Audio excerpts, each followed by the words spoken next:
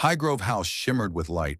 White roses bloomed along the walkways and crystal glasses clinked under the soft hum of classical music. Camilla, Queen of the United Kingdom, beamed with pride on her 78th birthday. In that fleeting moment, when she believed every gaze belonged to her, a small box, stark in its simplicity, was placed directly into her hands. And just minutes later, the woman who had weathered every storm the monarchy had ever thrown her way could no longer maintain her composure. The party wasn't interrupted by the press, nor was it shaken by political turmoil. What unsettled her came from someone she had long regarded as a resilient shadow behind the throne, Princess Anne.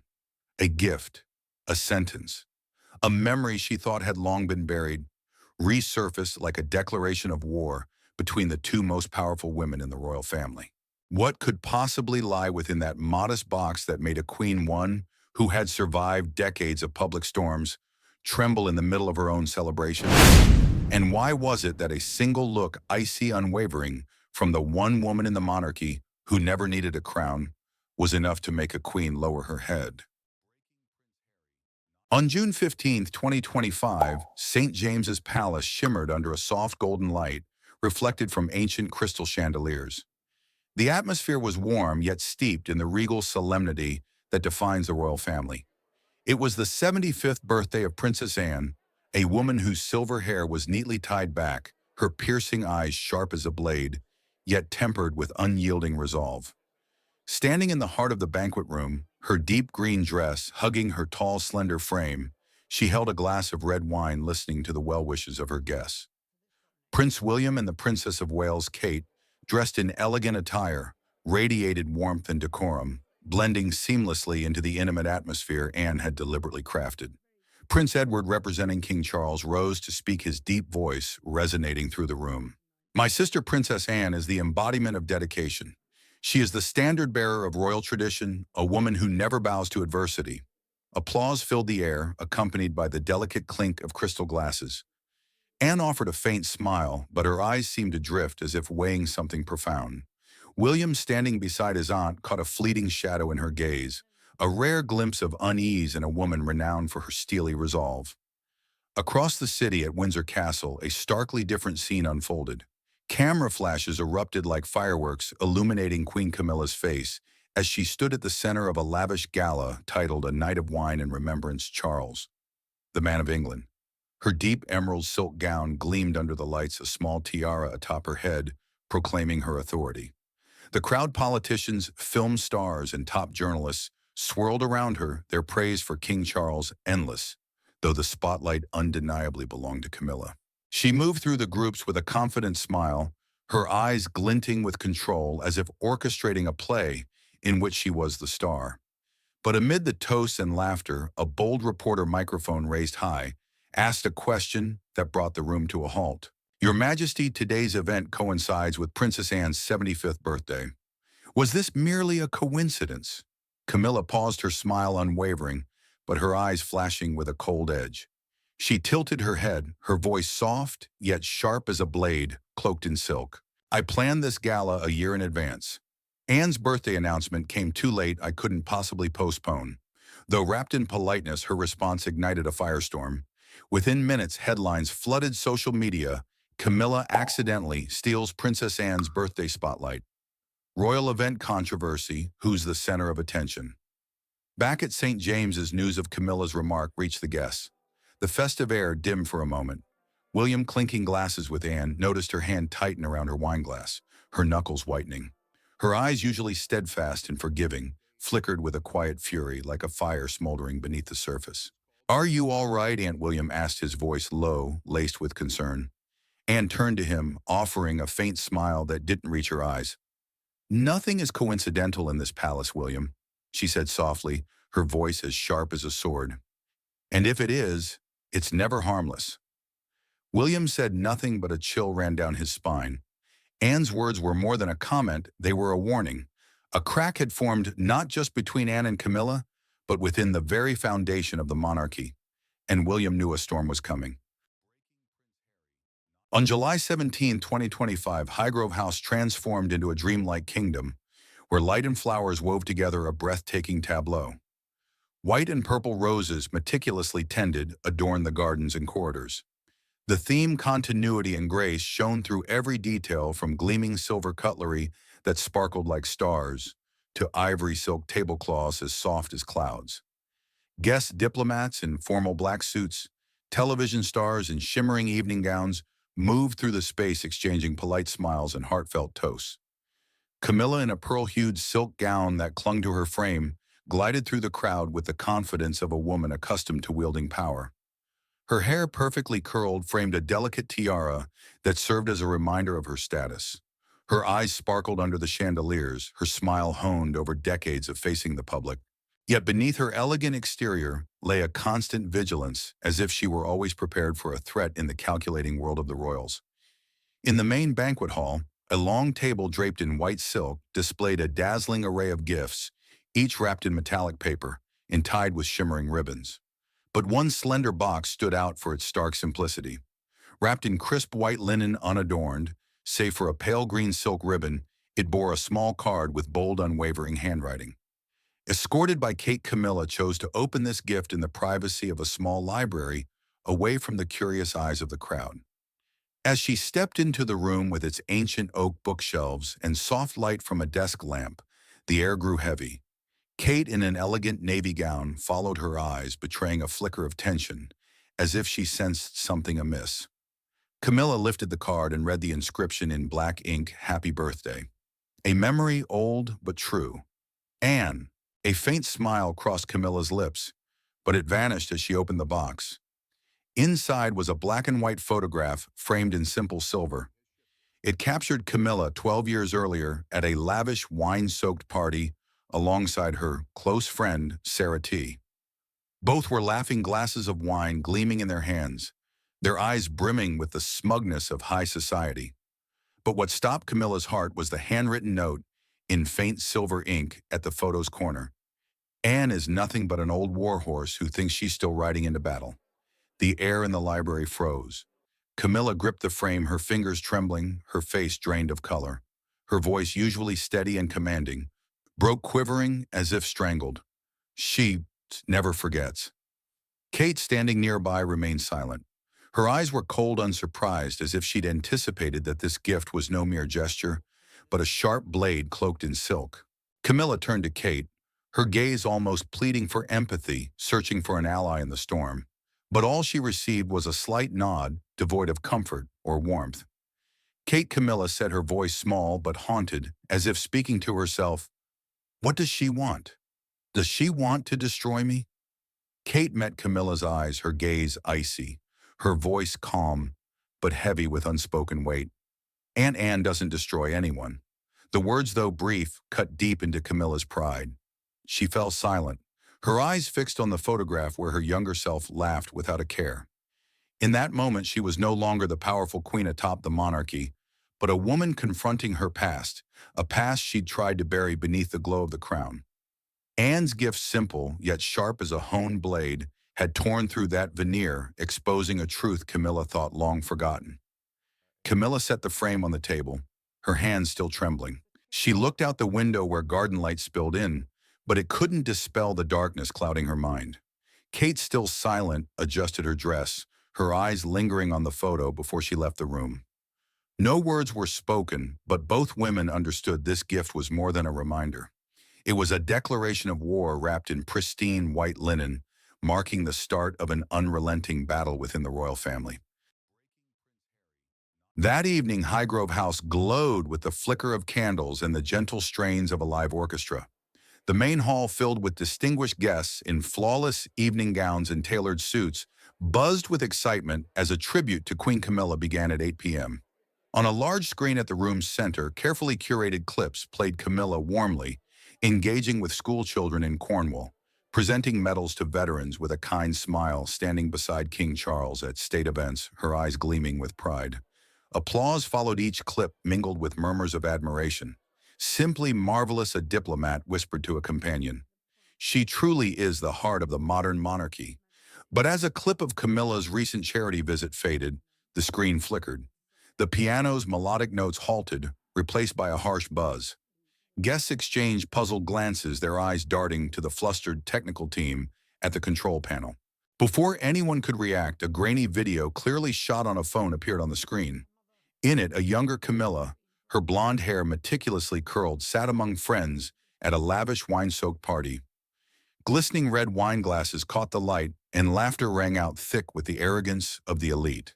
Then Camilla's voice, sharp and mocking, cut through the scene like a knife. Anne thinks she's the backbone of the monarchy, but she's a relic of an outdated era, dry, rigid, and out of touch with the media age. The hall froze. Smiles vanished, replaced by awkward tension. Eyes darted around, seeking reactions, but no one dared speak. Prince William, seated at the main table, furrowed his brow, a flash of surprise crossing his face before he regained his composed demeanor. Kate beside him held her wine glass, her usually warm eyes now cold and detached, a barrier against the chaos spreading through the room. Camilla, standing at the hall's center, forced a strained smile, but her eyes, typically brimming with confidence, betrayed a rare panic. She glanced at Princess Anne, who stood quietly near a cluster of lavender outside, far from the hall's bright lights. Anne, in a simple yet elegant navy dress, held a glass of tonic, her gaze calm but piercing as ice. Without explanation or apology, the video had exposed a truth Camilla had buried for years, a truth now hanging over the room like a ticking bomb. No one knew where the clip came from. The technical team, after frantic moments, shut off the screen, but the damage was done. Whispers spread like wildfire. Who did this? Was it deliberate? And in everyone's minds, one name loomed: Anne. Camilla, struggling to regain composure, signaled the staff to resume the program, but her trembling hands betrayed her. Her eyes, like those of a cornered animal, kept darting toward Anne, and Anne, standing there, merely tilted her head as if watching a play whose ending she'd already foreseen. The air in the hall remained charged after the scandalous video. Whispers rippled through the guests like waves, filling the space with tension and curiosity. The crystal chandeliers still sparkled, but their light only highlighted the growing disarray. Queen Camilla, her shoulders rigid and her face straining to maintain composure, strode out to the garden, where the night's darkness blended with the soft glow of lanterns along the path. The lavender swayed gently in the breeze, but it did nothing to calm the storm raging within her. Princess Anne stood alone, apart from the noisy crowd inside. Her slender fingers lightly gripped a crystal glass, her gaze fixed on the purple blooms, as if they were her last refuge of calm. Her posture, upright and regal, exuded the resolve of a woman accustomed to facing any challenge. But as Camilla's heels clicked sharply on the stone path, Anne tilted her head, as if she'd long anticipated this confrontation. The air between them was taut, ready to snap. Camilla, her face flushed with anger, her eyes blazing, spoke first. Her voice was low but sharp, a quiet growl cutting through the garden's stillness. "Are you satisfied, Anne? I've been humiliated at my own celebration, in front of everyone, diplomats, the press." The world. Anne turned slowly, her eyes calm, but sharp as a blade slicing through Camilla's fury. She took a sip of tonic, the movement deliberate, almost taunting, as if prolonging the moment to let Camilla feel the weight of her silence. Then she set the glass on a nearby stone table, each gesture imbued with a chilling calm. Her voice, low and steady, struck like a hammer, each word carrying the weight of a verdict. "I had no knowledge of that video, Camilla. I sent only an old photograph. The words in it, they were yours, not mine." Camilla stepped closer, her eyes burning as if to consume the space between them. Her voice dropped, each syllable heavy with venom. "You always think you're the righteous one, Anne, the defender of royal honor, the keeper of tradition. But this is petty, cowardly, unworthy of you." Anne didn't flinch. She stood taller, her presence commanding, like a general on a battlefield, her gaze locked on Camilla, unwavering. Her lips curved slightly, not quite a smile, but an expression of unyielding resolve.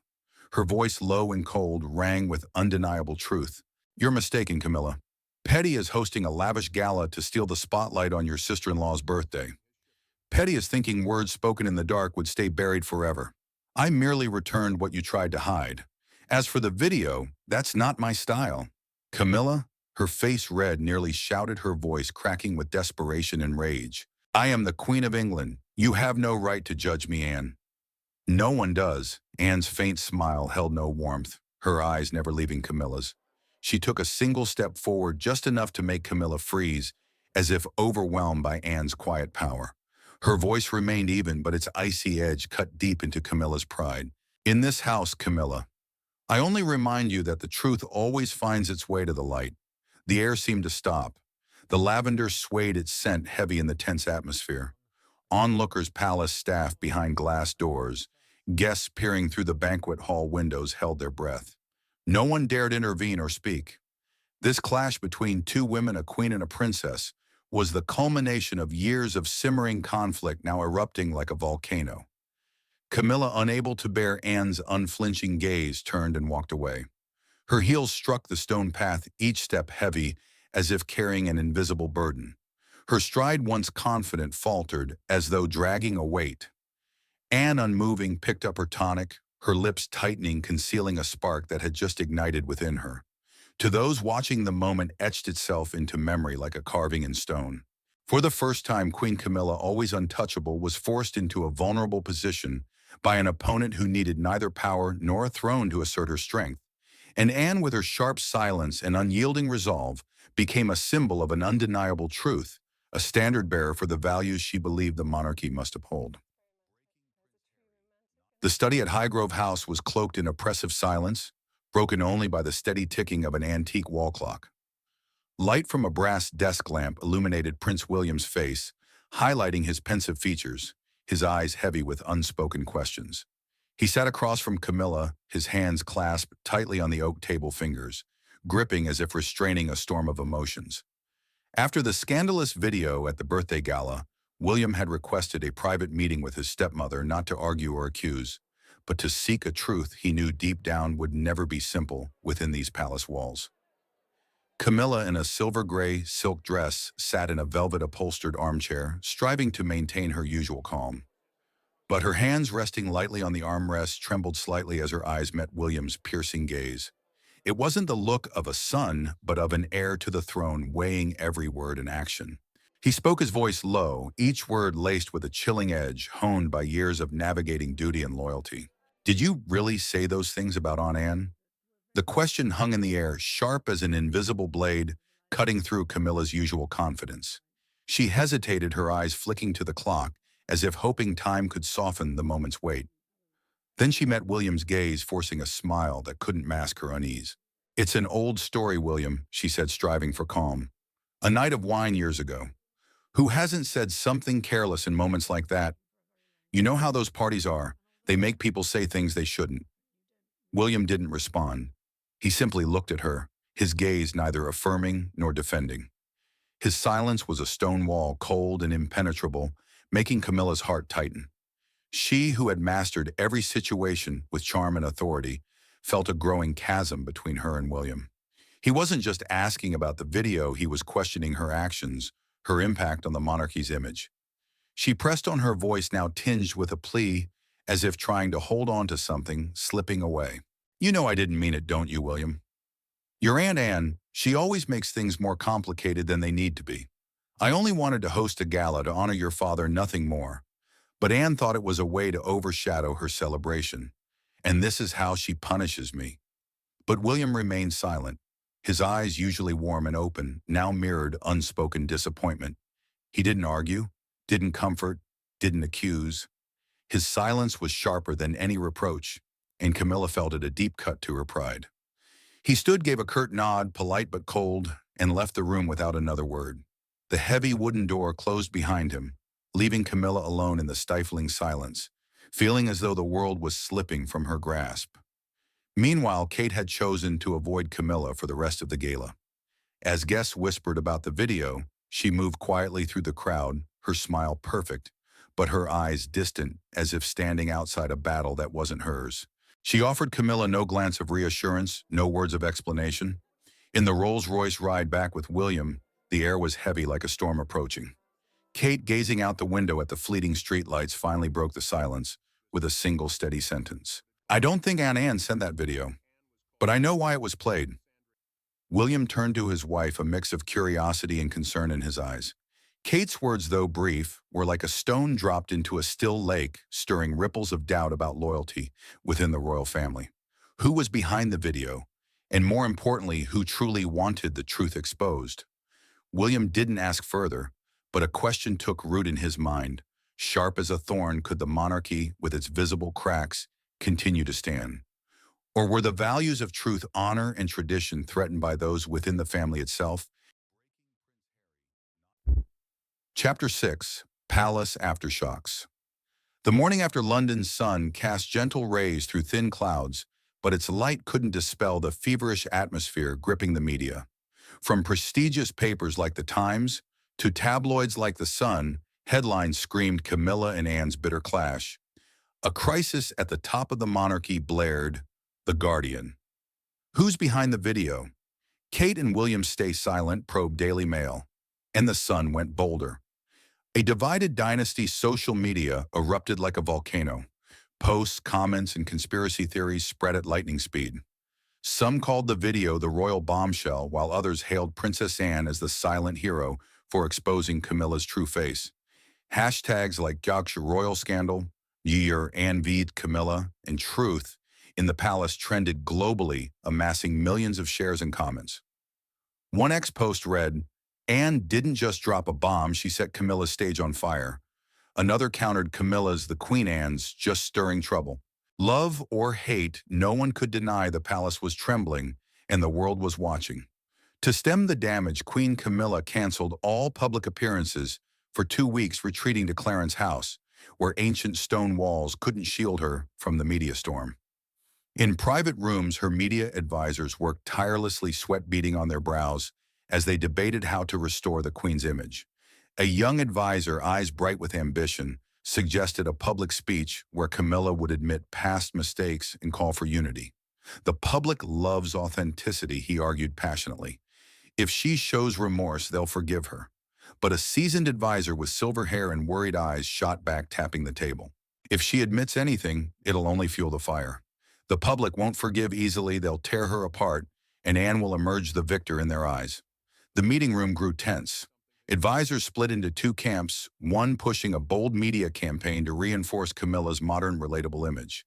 The other more cautious, warning that any move could deepen the royal rift. Alone in a hallway, a veteran advisor whispered to a colleague, "This isn't just about Camilla and Anne. It's a battle for the monarchy's image, and no one knows who'll win." 3 days later, Princess Anne appeared at a military commemoration in Westminster. In a sharp navy uniform, medals gleaming on her chest, she stood tall, an unyielding flag of tradition. She presented awards to veterans with unwavering dignity, each nod and steady gaze a declaration of her indispensability. The crowd, soldiers and attendees alike, stood captivated by her commanding presence. A veteran voice, trembling with emotion, told a reporter, "Princess Anne embodies honor. She doesn't need a throne to prove it." The media showered Anne with praise, calling her the last guardian of classic values. Articles dissected her every gesture, from her faint smile to veterans to her refusal to address the scandal. Yet they didn't forget Highgrove, dubbing her the silent flame, ready to burn anyone challenging the monarchy's core values. The Telegraph wrote, "Anne doesn't need words to win. Her presence says it all." But those close to Anne noticed a subtle shift. She was no longer just the dutiful worker bowing to responsibility. Her eyes held a new resolve, a determination to protect not just her honor, but the monarchy's true essence. One evening at Gatcombe Park, a trusted aide overheard her say, voice low but powerful, "I don't want war, but if they turn this palace into a stage, I'll remind them that stages can collapse." Her words, though private, spread through the palace like a cold wind whispering through marble corridors. They were a warning that Anne was ready to fight, not with grand speeches or theatrics, but with the sharp, unrelenting strength of a woman who'd spent a lifetime defending the royal legacy. While Camilla hid in Clarence House, Anne stepped into the light, not for attention, but to remind all that truth, however painful, was the bedrock of honor. Weeks after Camilla's birthday scandal, the royal family remained shrouded in tension, like a storm yet to break. The grand corridors of the palaces, once filled with laughter and toasts, now echoed with furtive glances and hushed whispers among staff. The public, through the media's lens, buzzed about the royal bombshell, the scandalous video, and Anne's sharp gift.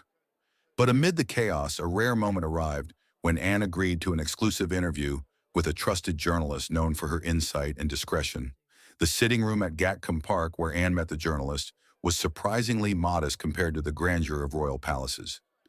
Countryside paintings adorned the walls, an old fireplace crackled softly, and a worn wool rug lay underfoot. Anne sat in an olive-green upholstered armchair. Her gloved hands clasped, her eyes sharp yet deeply reflective. The journalist, a middle-aged woman with short hair and keen eyes, asked the question the nation awaited. "Your Royal Highness, regarding the birthday gift in the video that shook the monarchy, do you regret anything?" Anne gave a faint smile laden with meaning, but devoid of warmth, as if she'd anticipated the question. She leaned forward slightly, her voice low, but resonant with the strength of a woman who'd spent a lifetime defending enduring values. "I had no knowledge of that video, and I meant no sabotage. But I believe that if the truth is buried, the monarchy becomes a glittering charade, no longer a legacy worth honoring." Her words, like an arrow from a steady bow, struck the heart of the controversy. They weren't just a response to Camilla, but a reminder to the royals and the nation that a monarchy cannot survive on superficial glory. Honesty and duty were its true foundation.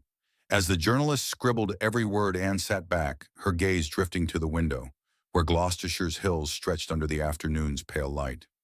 She needed no more words. Her message was clear: she would not bow, and she would not let the truth be twisted. But behind her resolute facade, Anne hid a secret. She had orchestrated the video's airing at Camilla's gala. It wasn't about the gala overshadowing her 75th birthday, that though irksome wasn't enough to spur her. The true reason ran deeper, rooted in an old wound she'd kept buried for years.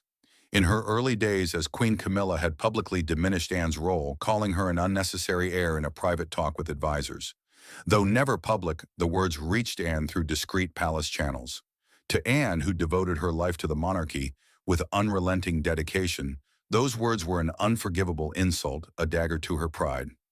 The video, arranged secretly through a loyal staff member, wasn't personal revenge, but a warning she would let no one, not even the Queen, diminish the monarchy's values. Anne's interview statement, "If the truth is buried, the monarchy becomes a glittering charade," became a media focal point. Articles hailed her as the monarchy's unyielding flame, while others dissected her words, calling them a manifesto for a fading era. The hashtag #OnceAnneSpeaksTruth spread rapidly, with public comments ranging from praise for Anne as the last hero to criticism for stirring royal drama. But no one could deny the power of her words. They were a stone cast into a still lake, rippling outward, touching even the palace's hidden corners. At Clarence's house, the mood was starkly different. Camilla sat alone in her reading room, surrounded by oak bookshelves and antique oil paintings. On the ebony table before her lay the black and white photo from Anne's gift, its silver-inked note. "Anne is nothing but an old warhorse, a relentless reminder of her past mistake." In a pale gray silk dress, Camilla sat motionless, her eyes fixed on the image. For the first time in years, doubt crept into her mind. Had she underestimated Anne?